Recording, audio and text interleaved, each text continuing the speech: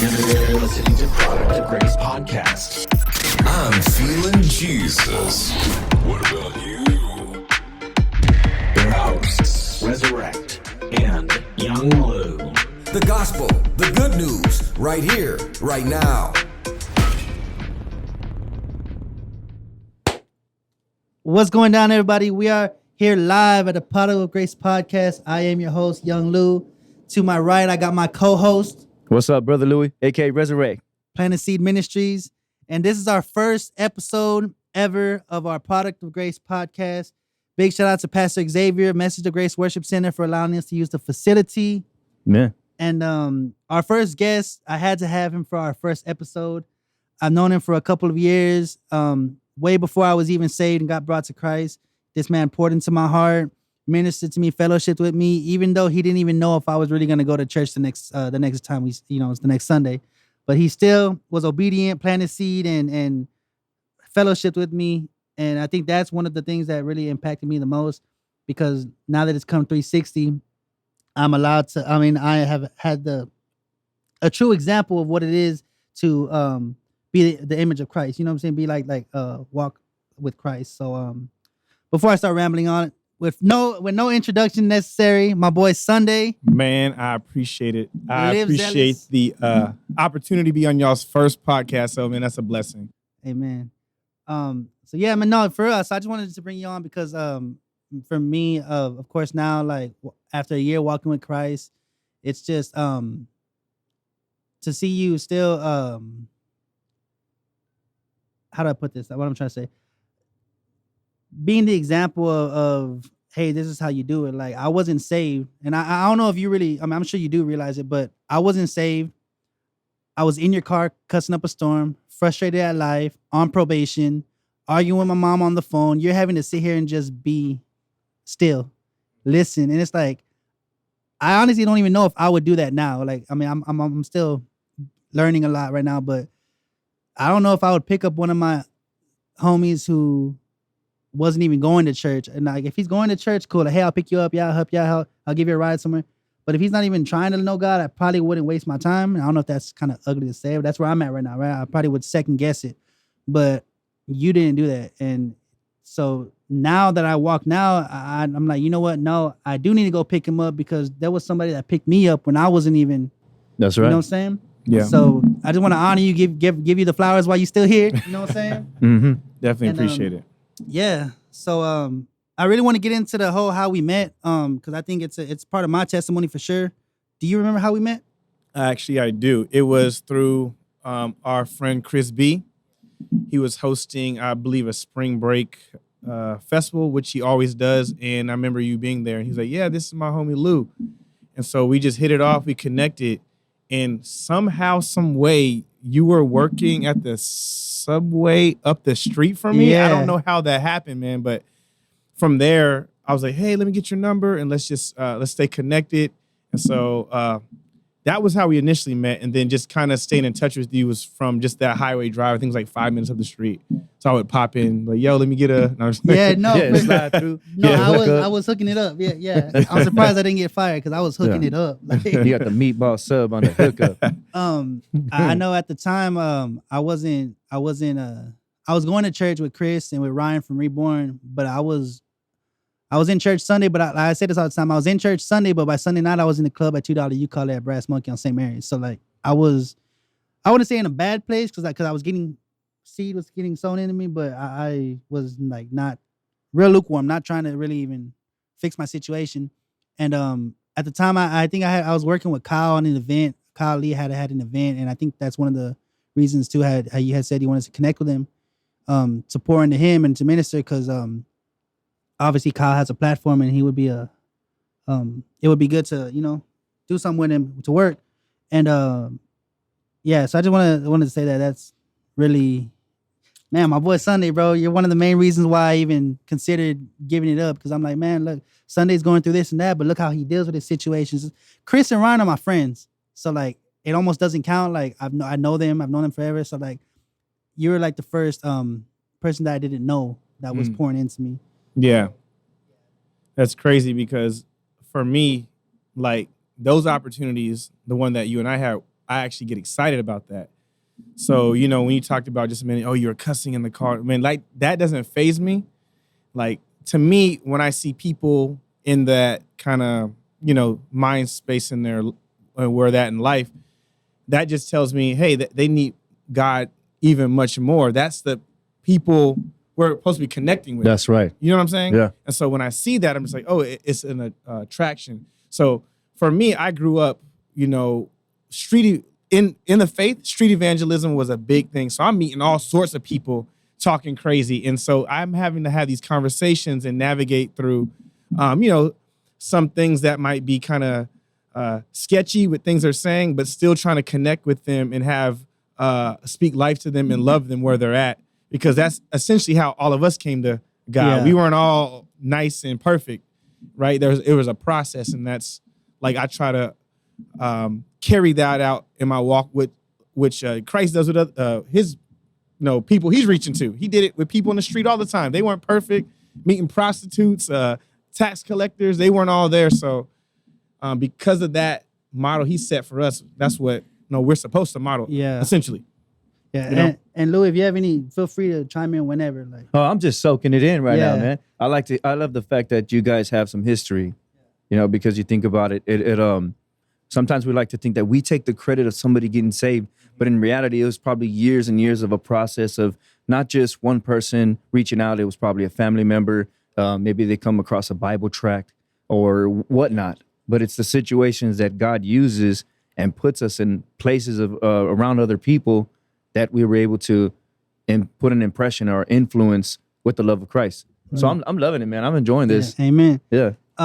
And I think back to like those moments, because had I seen SonDaye have a slip up, not that he's any less of a Christian because he has a slip up, but like had he accidentally stumped his toe and said a curse word, or had I heard him on the phone saying something kind of out of line, I probably would have been like, oh, he's just like me, and it would have been done, giving up. I probably, you know what I'm saying? Like, oh, the church thing ain't. But I say that to say this, that we are what I'm trying to say, like, it's important how we carry ourselves, because any little slip up will can potentially Cause other people to be stumble. a stumbling block. Oh, yeah. So We have to be that representation of Christ. there you go. Yeah. And it's yeah. hard. It's not easy. It's definitely not easy. In the workplace, in the modern day times that we're in today, it's not easy to represent Christ. And that's where the self-denial comes in. Got to deny ourselves daily. That flesh, that stinky, dirty flesh, got to die. You know, so, but it's good that we have brothers like this that can help hold us accountable, encourage us, pour into us, give us love, and also show us grace. You know, because could you imagine if SonDaye didn't show grace to you? You would have been like, hey, you get out of my car, get out the back seat. Yeah. Or yeah, you know. Yeah, and so I say this: you in that time in my life, you saw me more polished. There had been times where I had messed up discipleship before, Which And I'm so so- scared. I'm so scared for those moments. yeah, I'm like, I've blown it, and I've had to go, God, I messed it up with that person. Let me never do that again. What I did, and so I got stories. So you saw me with a little bit more experience in that situation, and like I said, that's not something that deters me. But in the back of my mind, I'm going, God, over time, I'm just praying for this individual to get a chance to see what it means to live for you. And so how I walk, how I talk, let there be a distinction, not for trying to be a perfect person, but knowing that God, when he comes to your life, he can change those things. That's right. And when we do miss the mark here and there, there's a way we can get back. And so we're always trying to get back to that standard that Christ has set, you know? So yeah, I just remember the subway trips. I think a couple of times you went out to some concerts with me, and my hope was, hey, Lou, just see what this is like. And what I was showing you was something that two brothers did for me years back. It was a brother by the name of Dre LOC, Uncle Shout out Dre Loc. and Jarrell. That's And big Unc. what's crazy about it was when it came to stepping into the kind of the music scene, like I didn't get a chance to just meet these guys and then, hey, let's go rap the next day. It was like a year, almost a year and a half, where I actually had to just sit and watch. That was hard because I'm like, let me just get in there. And I remember they took me at, I think it was like Kyle, Texas one time at like a youth event, and I'm just watching them, and it like clicked there. I'm like, okay, they're not just making music. It's a little bit deeper than that. So I had to actually sit down for a little bit. And I think we had some of those conversations. I'm like, Lou, I know you don't want to give up the music thing. Just wait. Just trust me when I'm saying this, because you don't want to just jump out there real fast. And I remember watching you struggle. Yeah. Like, ugh. And then because I was doing it, I knew what I was doing. Like, bro. Yeah. And then in my prideful mindset before, I would say, oh, I'm better than these dudes. Let me get up there. And yeah. He's all right. And so that was the old me. yeah. And so I remember He's good now. yeah, he's good. Amen. He's in the Lord now. The Yeah. Lord. Yeah. The Lord with a T. Yeah. And I just remember we had a conversation on the phone one time, and you're just like, man, I don't want to give it up. I'm just having a hard time I'm struggling with letting this thing go. And I remember thinking to myself, I can tell Lou just to jump into it, or I can challenge him a little and be like, man, well, that's something you're just going to have to think about, man, and just see what God tells you. Because at that time in my life, too, I was kind of being sat down, too, Yeah. in a sense. So so I do want to, Yeah. I'm going to cut you off, but I do want to, so you said back then when we met in 2016, that was a little bit more of a polished SonDaye. I want to take it all the way back before you met Jarrell, before you met Dre Logue, like to SonDaye's testimony when SonDaye got saved, how SonDaye met Christ. What's your story for Yeah. God's glory? Yeah. So I'm going to make this as concise as possible. But in the long story short, I grew up in Bowling Green, Kentucky, for the most part. Bowling Green in the house? Bowling Green, KY. We got any Bowling Green viewers? This is my first time ever Shout hearing out to about Bowling Bowling Green. Green. Yeah, What are they known by? What are they known for? WKU, college out there, Corvette factory. Okay, like Yeah. fast cars. Yeah. So, Vroom. What'd you pull up in? man, I pull up Don't even say it, Corvette. 2000, I think 18 Chevy Sonic. I'm getting to the Corvette one day. You get there. We'll get there. Save my Favorite. pennies up. No, but I grew up in Bowling Green, Kentucky for first couple years of my life, and I went to a Christian school. So they taught us how to pray. They taught us, about Jesus. So those are the first implanted seeds kind of growing up in my faith. Well, long story short, I ended up moving to Washington State when I was about, 7, 8. And my dad met my stepmom up there. And she was a praying lady. She was a God-fearing lady. So growing up in the household, it was Bible all the time. I didn't understand everything. I didn't understand the dynamic between Jesus, God, but I'd be like, who is Jesus? Why are you mentioning him? I thought it was God, right? So it was Bible studies on Saturdays. I'd be inviting friends to Bible studies, and it was just always that atmosphere. But I knew enough about God to know he existed, but I wasn't really living for him. So it was weird because I'm kind of like this oddball. Like I have enough church and home training to be quote unquote a good kid, but outside of that, going to school, like I wasn't all church, but I wasn't all bad either. So I'm not going to parties, drinking, smoking, but I'm also not a good kid because you can do some things that are bad, right? And so I'm kind of in this middle place in high school where I'm like, I don't know who I am. Well, I ended up getting in a relationship in 11th grade, and this person became our world. Well, we ended up breaking up, and that kind of just sent me spiraling where I'm just like, I've been there. Somebody up there hates me. Was that the high school heartbreak? Yeah, That's the man. one. That was the one that yeah. Yeah. I never made it in high school, so I don't know what y'all talking about. You never what? I never made it in high school. The So. 8th grade Oh. dance was different, Yeah, man. That was it. Oh. That was it. Hey, it's never too late. Yeah, so she was a neighborhood girl, I always liked her. Well, we ended up being in a relationship. Long story short, we broke up. And so I'm just like, at this point in my life, just really angry. So my parents say, hey, let's go down. We're going to move down to San Antonio because we had some family down there. And in my mind, I'm going, all right, cool. This is a chance to get a fresh start. I just had this breakup. I'm kind of mad. I get to recreate and reinvent myself. And not to mention, there's going to be some other girls down there that I don't know. So Fiesta.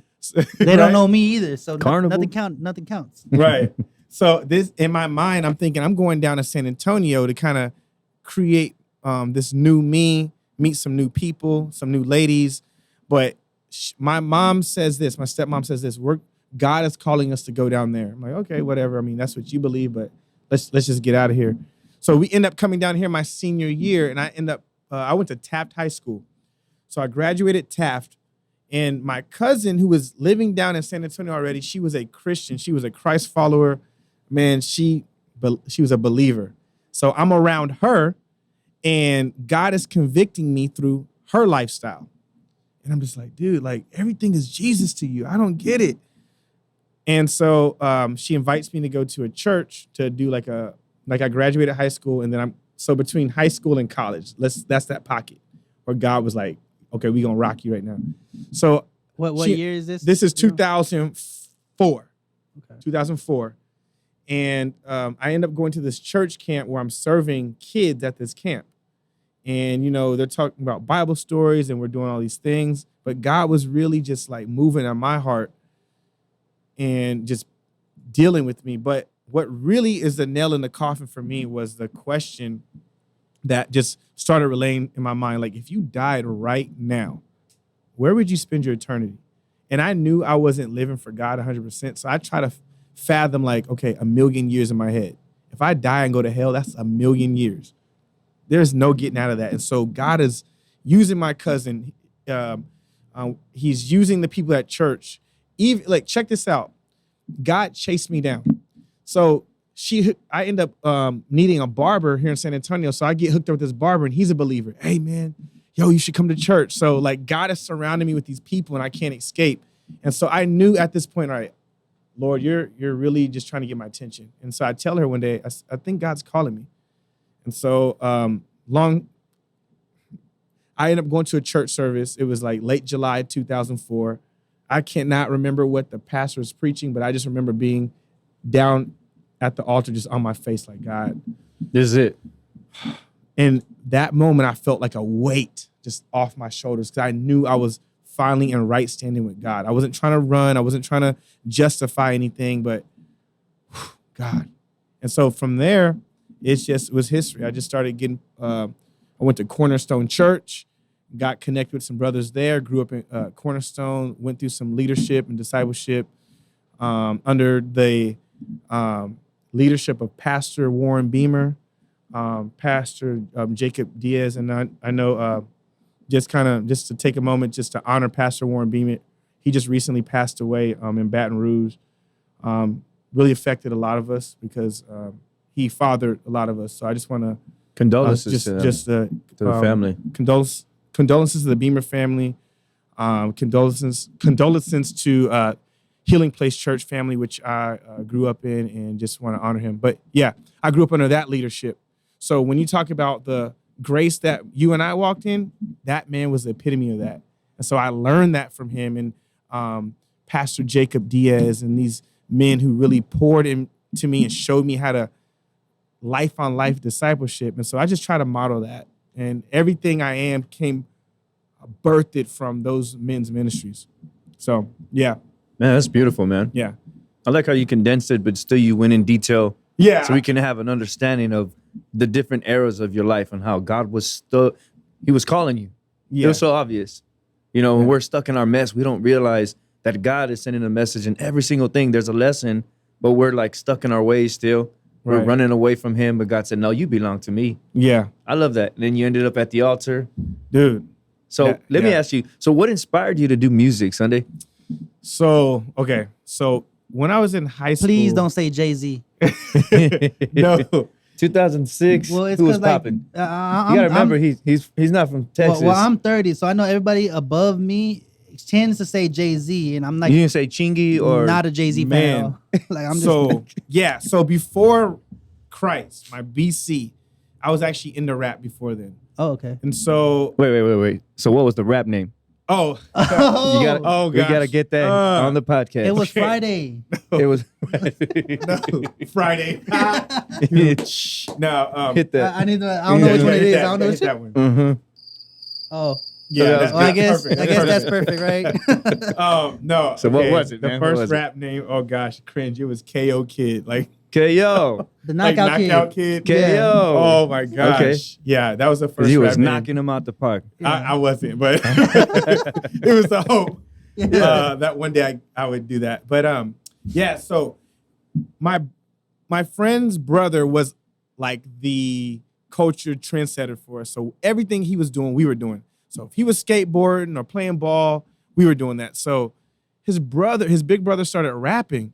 And so all of us started picking it up just as a hobby and as for fun. And I started finding out like, oh my gosh, I can put together these paintings and these pictures with words. Like I can connect them and make my own picture. So I kind of fell in love with that. And so it's funny because his brother would like grade us. So we would battle rap him and we send like these little corny raps and he'd be like, all right, you get like a C+ or whatever. And so from that point, it just like, man, it was just this thing in What me. age was that? 16. Wow. 16. Yeah, 16. So, oh gosh, 20 years ago? Yeah. But no, I was saying the age because it's always that 14, 15, 16. I wish I would have had that. I didn't start till I was 18. Oh, okay. But- It's that creative age. Yeah. Yeah. You start finding yourself. You Yeah. want to know what you got. What's inside here? Yeah. It's like, how can I create these pictures? But it was, my friend knew I was in a rap, so he started burning these CDs for me, these little battle rap CDs in high school. okay. The Walmart CDs. The Yeah. blanks. Yeah. Putting So them there's out this, there. so this dude that I was hearing, his name was Cannabis.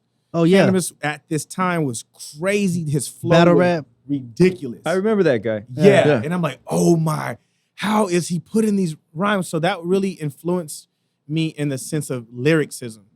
So obviously when I got saved, I learned that as I'm listening to some of the, what's the word I'm looking for? The material, it started conflicting with my belief in Christ. And so I'm like, oh my gosh, how do you marry the two though? Like, but it was my cousin who was bringing me into Christ. She started putting these cross movement CDs, Fanatic and Taking all the way you know back. what I'm talking about, Yeah. the Tonic and the Ambassador. And I'm like, yo, these dudes are cold. But I'm like, I'm trying to skate between, but they're Christian though, but they're flowing really dope. How is this possible? So I really got on the cross movement and the truth and all these people that was really kind of helping me understand that you can flow but still love Jesus. But then when Lecrae came around in 2004, I was like, yo, this is... I was just going to say, This if is you could narrow it crazy. down to just one, you'd say Lecrae? As far as It influences... was the jump off, right? You're like, yeah, I'm doing this. I would say even before that, it had to be Fanatic. Fanatic. Because his lyrical So we got to flow- do, where is he now? Where Which is is- Fanatic now? Where is he at? So- Where you at, Fanatic? We're going to Yeah. find you. Yeah. So I'm sure you've heard, I've heard of him. Okay, so right now it's kind of a big controversial thing within the CHH community because he recently kind of denounced his faith. No way. Yeah. Okay. So I'm not gonna go into much detail on Yeah, that, we don't but need to. yeah, but he kind of recently came out and was like, yeah, I'm no longer a Christ follower, and it really kind of just hurt a lot of people, and he knew Yeah. that, and he came out and explained. But regardless of that, as far as his initial influence on my life, God Dude. still used him. man, songs like Card Shark and just 95 Angles, just his wordplay. I'm like, So we just sit in your locked car in. right now. What's in your playlist right now? Yeah, so What's in SonDaye's playlist? Reignition. He's like, what's that?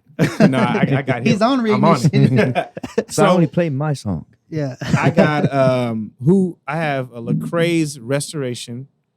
Okay. I listened to a guy named Tragic Hero. I listened to, those are kind of the main ones I'm on right now. And then every once in a while I'll hop on to, I'm kind of going back to the library of just like old school music. I'm actually going back to some of the older Lecrae stuff. Some Trip Yeah. Lee, some KJ52 type. Anomaly? Yeah, just, Some Anomaly in there? yeah, I'm more like 2004, 2006, Okay. just kind of listening. Which is kinda- real quick, which is the song where he's talking about the guy and then the guy winds up being himself?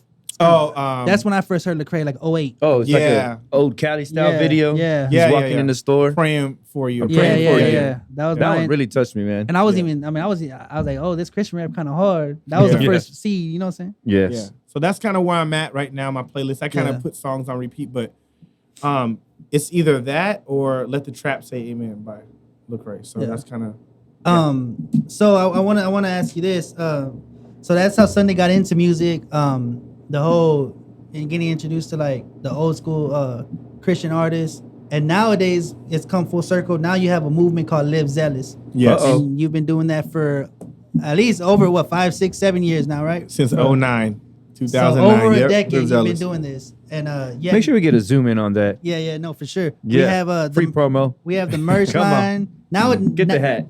You gotta get the hat. Nowadays Dad he caps. has the merch, the social media, the website, everything. But what is the whole mission that you're trying to do? Because I know you go downtown and you take a boombox out there and you just pop shop and just do what you got to do. Yeah, so kind of where it started with the group called The Watchmen. It was me and my homie D-Rec.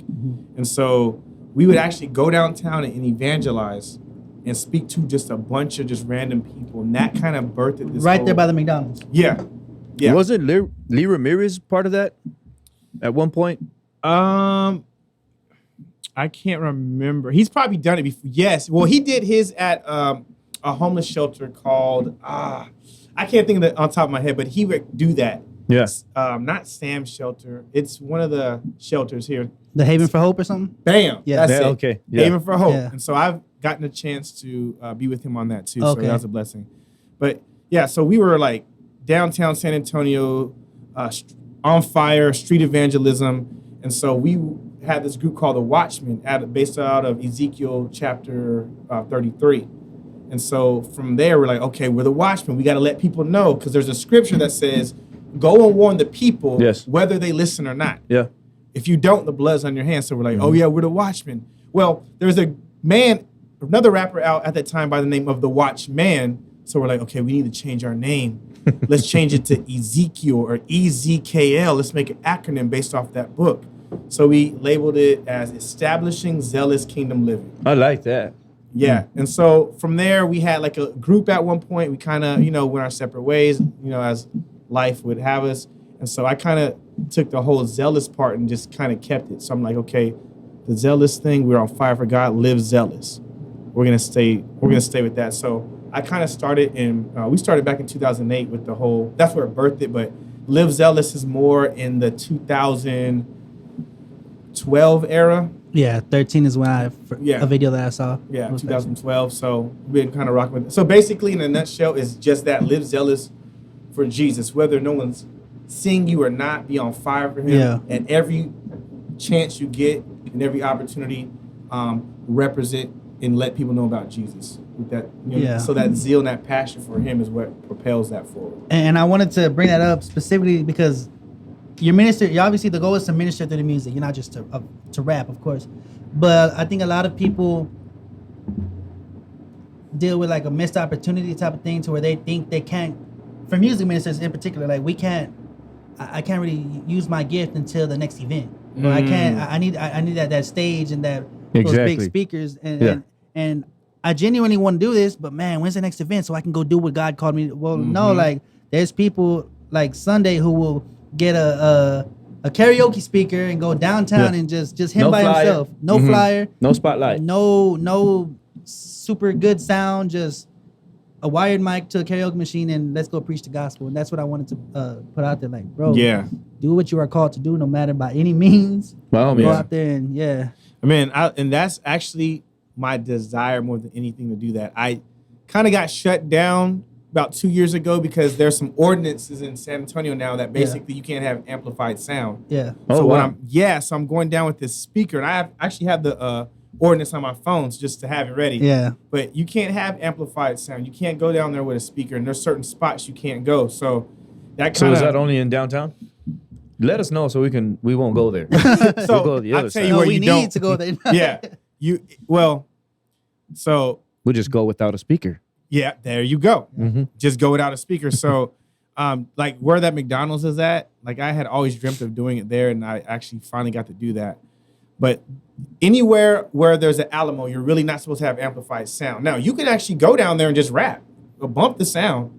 If you just wanted to do that, you can do it. Now, will everybody hear you? Probably not, but we did it in a way to where people were passing by, they can hear the music, it would minister there. And man, that was probably some of the most effective Really?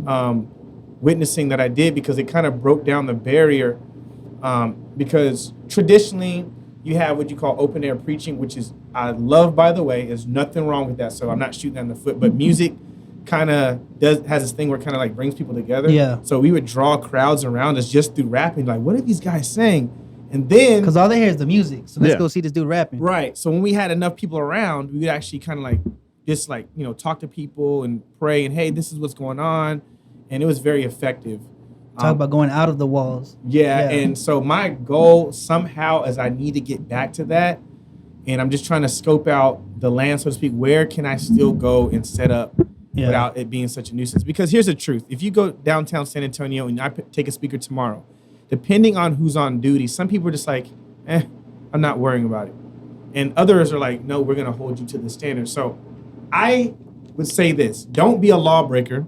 Yeah. Because it gives a bad testimony for Christ. If you know that you're not supposed to do it, like Goes back to that example. Levi's.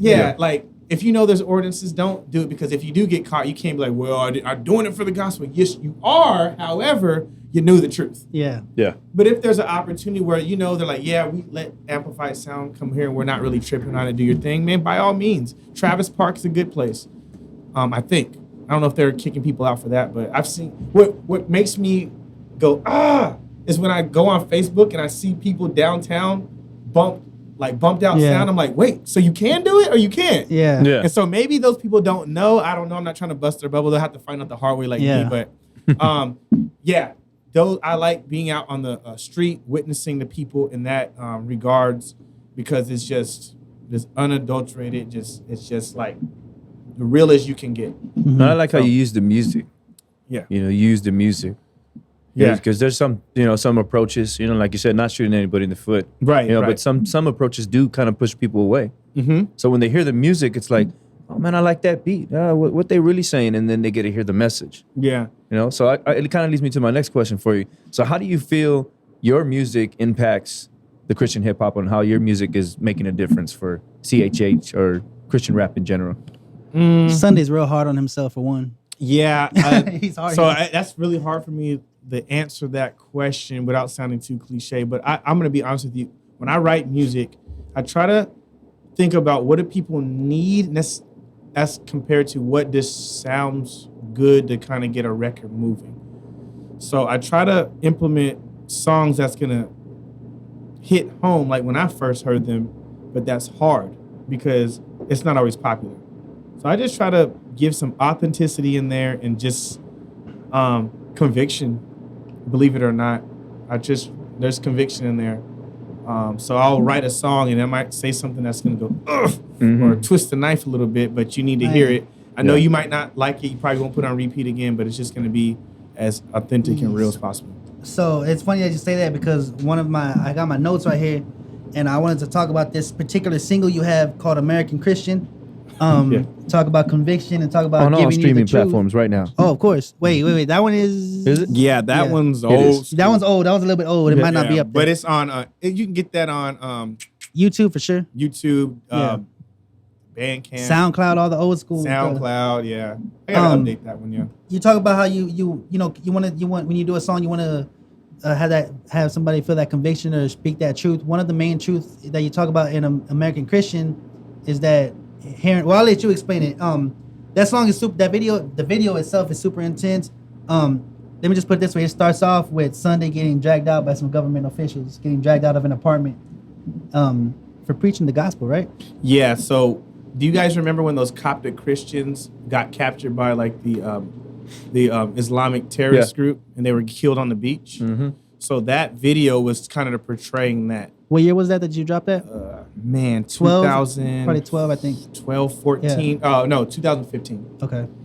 Yeah, so that's what that was about, but kind of bringing it to our home front because in reality, that could be any one of us. Yeah. Being in this, we have laws and everything that protect us, but what if those weren't there? We'd be in the same boat, and would we be able to have the same boldness as we do in America if we weren't protected? So that's what that was about. Yeah. Wow. So from American Christian all the way up to the new single you have, Rappers Anonymous, it's totally different from American Christian, but you're more speaking truth about your own convictions in that song. Yeah. Can we touch on that and let people know? Because the reason I singled that single out is because whether we like it or not, I promise you, especially music ministers in the CHH community, we've all dealt with that. Whether they admit it or not, a lot of us deal with, why ain't I famous yet? Why can't I at least fund my ministry to do this full time? Right. Why can't I? So I want you to elaborate what that song's about and then go into detail on why you made that song. Yeah, so the song Rappers Anonymous is basically like a therapy session, just like you hear about Alcoholics Anonymous, where they have to go in and kind of get therapy for just that habit that's been, crushing them. Rappers Anonymous is basically me going to therapy and just venting out all my frustrations. And like you said, in the recent culture of, Christian hip hop, you see a lot of people kind of just like buzzing and popping, and you can kind of get your name out there real fast. Yeah. Well, when you've been doing it as long as I have, you kind of start questioning and like, well, why am I not out there? And how come I don't have this many plays? And it starts messing with you. So you have to come back to the realization of like, why'd you do this in the first place? Come on. Yeah. Some people, by God's grace, they're allowed to have bigger platforms, but whether you have a big or small one should not control how you create. And so that song was just about me being frustrated and feeling like I'm having to try to keep up with the Joneses, so to speak, in the music scene, and really having to step back and be like, dude, you kind of like lost focus. Your motives have changed. Where have you gone? Why don't you just make music for what it was when you first started? And that was just to share the gospel. And so, if you see the video, I'm kind of like in this therapy session talking Yeah. to this. Yes. Me and Pastor X saw the video. It was Yeah. pretty crazy. Yeah, I that's- watched the premiere. Oh, I I watched appreciate that that. work, yeah. I appreciate that. That was really good, man. Thank you. And that was That's my cool. brother-in-law. He was the counselor. And so I'm sitting there and I'm coming to my senses like, man, I need to like open my eyes, allow God to deal with this, because if not, man, I'm going to be hurting. Like, I'm going to really be hurting, because here's the truth. I may never, ever, ever hit a platform of which I think in my mind. Sometimes you put these expectations on God, like, this is what I think you should do. And if he never does that, you're going to be okay? Yeah. And so I've had to sit back in the last 2-3 years and just not even really have my hand in music. It's been very hard. So what God has been teaching me in the season is like, man, you got to be secure without it, dude. Yeah. Like, I'm trying to teach you this right now, because what's going to happen if you don't know what's going to happen. Yeah. So that's You kind lose of your voice forever. something. You You just don't never know. Things change, but what's kind of forced it has been I got married, so that's Come awesome. on. Man, he's ruining my notes. That's one of my notes yeah. there. That's Get what that I was one off. gonna. 'Cause I was gonna ask, are you You married? got that Yeah. too on your notes? Yeah. I got that on my Go notes. Gotta ask that one. They, You have to ask yeah. that. You mentioned how you had to take a back seat because you went through a growth process. You were learning, which, by the way, should never stop. I think Michael Nunez, LOL, said it best in this Christian walk. If you're comfortable, you're doing it wrong. You should yeah. always want to grow and be uncomfortable. But I like to be comfortable. Oh, Not yeah. too comfortable. yeah, not too comfortable. you Not know? too comfortable. But one of the reasons you did take a step back is because you were getting married. Yeah. What's a lot of people, I don't even know if they realize SonDaye's married now. He's no longer Come a on. single man out here. You know what I mean? Yeah. Which is one of the real reasons why you took a back seat.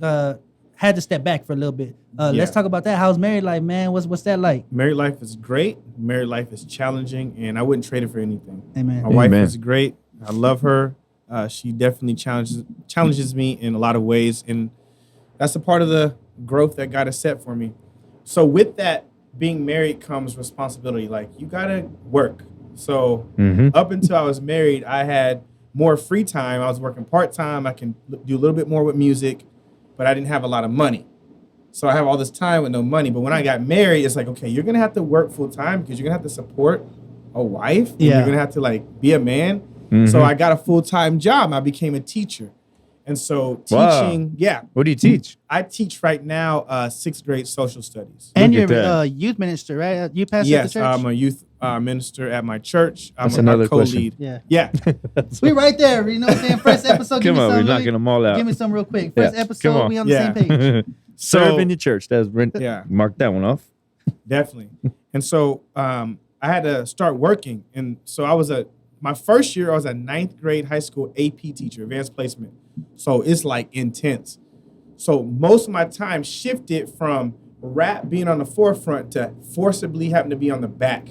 and that was the hardest Oh, yeah. shift. Transition. Yeah. Gosh, That's it's got to be hard. I one of those things where I don't want to think about having And to do in the that. middle of all that, God says, I still need to be number one. Right. Hey, There you go. I need to be before all these. yes. I'm still need you to put me first. Yes. Above your wife, above all these things, and let's reorder you. So I'm not as insecure now. Like if I don't get called out to an event or hey, other people are doing stuff, I'm like, okay, that's cool. Hey, at least the gospel's being shared. Other people are doing it. Cool. Hey, man, I'll say this right now. If you're pushing the gospel forward, I'm rooting for you. Come on. Amen. If you're doing it, Yes. man, I'm rooting for you. Every once in a while, my flesh should be like, man, why is that not me? But I have to say, hey, it doesn't matter. It's not about you anyways, right? Amen. Exactly. So that happened to where that transition took place, and I'm putting my career first and music second. So now I'm having to kind of make these silent moves. I'm still working on stuff, but it's not as loud because I don't have as much time. But let me say this: I still move. I just move in silence. I'm a ninja. So Come on. yeah, I like that. Yeah, I still do stuff, but In a fast car. Amen. yeah, in a Corvette In a that I Corvette. don't own. So married life, you got the singles out. Tell us, and I'm gonna ask you about this. You also have a side character, if you will, an alter personality. You know what I'm my saying? gosh. A series Sasha known Fierce? as Cactus TV. You know what I'm saying? Oh, yeah. Sasha Fierce? Sasha going on? Fierce, Sunday Fierce, man. Sunday You know what I'm Fierce. saying? Bro, I should've Tell us brought the about hat. Cactus TV, man. What's up with Cactus Cactus TV? What's the TV. latest on So- Cactus That's the TV? first time I'm hearing about this. That's Cactus Black. Cactus Black. Yeah, so basically, my pastor a long time ago gave me a cowboy hat. And I was like, yo, this is cool. I said, I'm Welcome in to Texas Welcome Open. So Okay. I started putting that thing on, and I just started shooting videos one day, man. Okay. Like, yeah, check it out. This Cactus Black down here in the heart of Texas. You know, Come like on, kinda- let's get a Cactus Black one time real quick. Yeah, All let's go. right, For the here it viewers. is, y'all. Got Cactus Black. We're here at our first podcast. Welcome, we got Cactus Black. Lewis, and we got young Lou in the house. Just want to shout y'all out, Cactus Black. It's a pleasure to have, being here. I did not think our first official drop for the podcast would be from Cactus Black. I Bro, It's an honor, Cactus dude, I would Black. have brought the hat. We gotta bring you back. We're bringing Yeah. you Cactus Black. Yeah. I got you. Cactus Black. That's so funny. What's one thing you want to leave the audience with, man? Because I know you got a lot of wisdom, a lot of knowledge. If you could tell them like one thing, just what's something you want to let them know Yeah. right now, where Sunday's at in his walk. Your private life is the real you. That's what I would leave people with. Your private life is the real you. Facebook is cool. You can put all sorts of inspiring posts and scriptures. And you want your private life to match that person you put online. Because when you don't, it's convicting. Trust me when I say that. So, Yeah, we've who all you- been there. Yeah. Who Yeah. you are when nobody's looking is what God sees. Keep putting your post up, man. Keep inspiring people, but make sure those two coincide, your private life and your public life, because God is watching. And I don't say that to, well, yeah, I do. God is watching you. Come on. God Yes. is watching Don't you. pull back. Oh, Yeah, God Don't is hold back watching on you, that one. and we all got to stand before Him Yes. one day. That's so you true. know? So I would just leave you with that. Yeah, before I got another we, question. Yeah, before we plug the socials, go ahead, Louis. One question. Sure. What would be some advice for a music minister? Yeah. Sure. For the music ministers, what would be some advice that you would want to give to those who are pursuing the Christian hip hop or they feel like they're being called to the music ministry? Sunday's an OG out here if you Yes. really think about Man, it. that's Let's crazy. Get some to oil. think. Let's get some. Yeah. Yeah. I know you got some oil in there, right? So, man, there's a bunch. How much time do I have? 2 minutes? 3 Yeah, minutes? however long you need. Okay. Yeah. I'll just make it short. So, first of all, if you're gonna do music, man, make sure you are discipled. If you're doing Christian music, make sure you're solid and discipled first, and you know what you're talking about. Because the era we're in right now, you don't necessarily. There's no gatekeepers. You can go and make a song. You can have your own YouTube channel. You can have your own videos. You don't need anybody. Yes. And I would say, if it's God calling you, you're not gonna miss your chance. So be okay with that process of just learning first. Protect That's yourself. some great advice, man. Mhm. Yeah. Yeah. No, definitely. You got any last questions, Louis? I did, but I mean, we pretty much covered all the ground, man. Cool. Plug in your socials so people can know what's up with SonDaye and keep updated. Sure. So Twitter and Instagram would be SonDaye LZ. So that's SON as in Nancy, DAYE LZ. So SonDaye Live Zealous. You can find me at Facebook at SonDaye Live Zealous as well. And yeah, those are my socials. And my website is www.sondaye.com. Come on, Hey, live man. zealous. SonDaye, I just want to say, man, thank you for coming by. Like I said, we had to have you as the first guest. Thank you for pouring into me.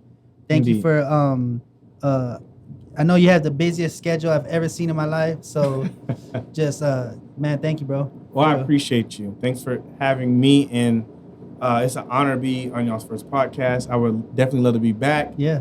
And man, I appreciate the opportunity. Amen. So there you have it, guys. Product of Grace podcast. Thank y'all for tuning in. I hope y'all liked the first episode, and we'll see you on the next one. Deuces. Deuces.